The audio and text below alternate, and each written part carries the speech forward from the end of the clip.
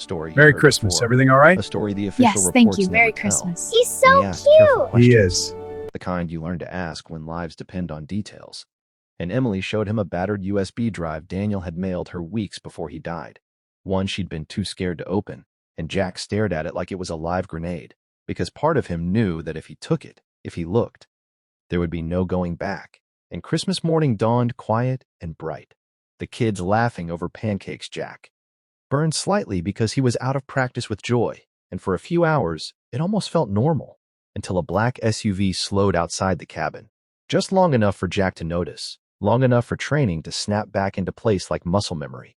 And when it drove on, Jack knew without doubt that the past had found them, and he told Emily they needed to leave town for a bit, just to be safe. And she saw it in his eyes, the seriousness, the promise, and trusted him again.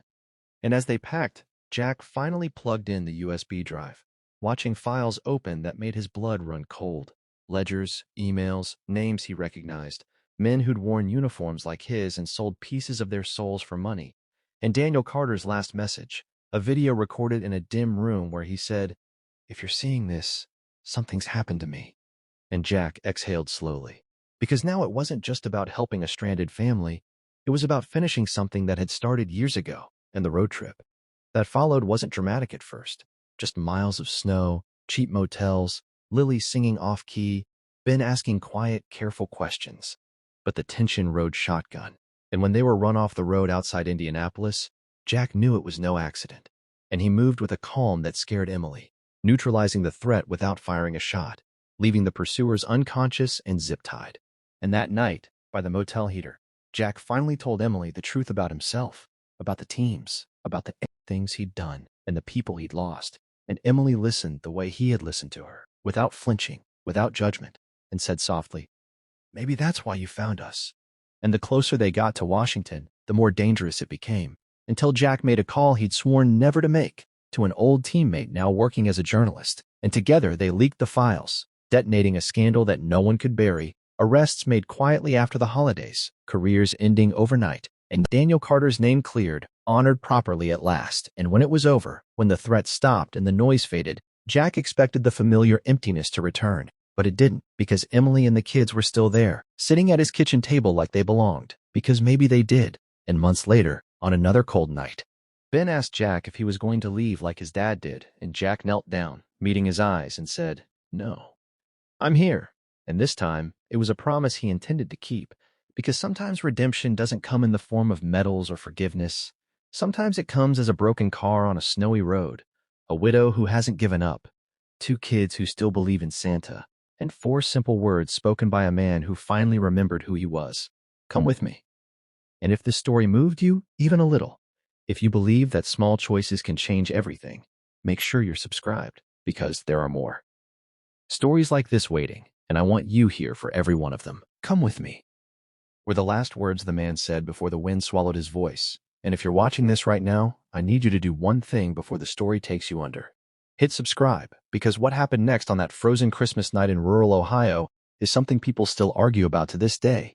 And you won't want to miss stories like this that uncover the hidden courage, the buried secrets, and the moments that change lives forever. Because it all began when a former Navy SEAL named Jack Mercer pulled his truck onto the shoulder of an unlit road at 11:47 p.m. on Christmas Eve, his headlights cutting through falling snow to reveal a woman standing beside a dead sedan with 2 small children wrapped in blankets behind her. The kind of sight that makes most people hesitate and keep driving, but Jack didn't. Because he'd learned long ago that the moments you ignore are the ones that come back to haunt you. And as he stepped out into the cold, memories he tried to drown in whiskey and silence clawed their way back.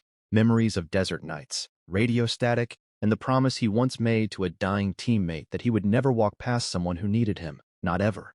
And the woman, Emily Carter, though Jack wouldn't know her name for another hour, looked at him with eyes hollowed by exhaustion and grief. Eyes that had already seen too much for someone barely in her early 30s. And when she apologized for bothering him, voice shaking, Jack knew immediately she was the kind of person who'd rather freeze than ask for help. The kind of widow who'd learned the hard way that the world doesn't stop just because your husband dies overseas and leaves you with 2 kids, a broken car, and a Christmas that feels like a cruel joke. And Jack told her simply, "You're not bothering me," because it was the truth. because nothing bothered him anymore except the silence of his empty house and the echo of the life he never managed to build after leaving the teams.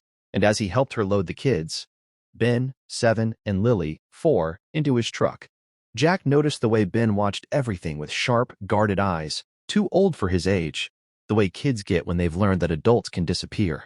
And Lily clutched a worn stuffed rabbit missing one ear, whispering that Santa wouldn't find them now. And something in Jack's chest cracked open, something he thought had died years ago. And he said the words without thinking, the words that would change all of their lives. Come with me. And Emily hesitated, because women like her learn not to trust easily. But the snow was getting heavier, her phone was dead, and the kids were shivering. So she nodded, and Jack drove them toward his cabin on the edge of town, a place he kept sparse and quiet, as if noise might wake the ghosts sleeping in the corners. And along the way, Emily explained in fragments how her husband, Staff Sergeant Daniel Carter, had been killed by an IED 3 years earlier, how the military checks eventually stopped, how the job at the diner barely covered rent, how the car breaking down tonight felt like the universe's final punchline. And Jack listened without interrupting, because he knew that kind of pain didn't need fixing, it needed witnessing.